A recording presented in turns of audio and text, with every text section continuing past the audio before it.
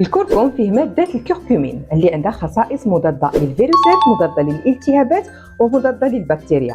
الزنجبيل أيضا مضاد للبكتيريا ومضاد للفيروسات.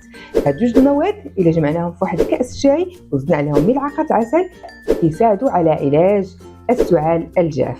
ملعقة كركم، نصف ملعقة زنجبيل وملعقة عسل، كنديروهم مع كأس ماء دافئ وكنشربوهم قبل النوم، كيساعدوا على علاج السعال الجاف.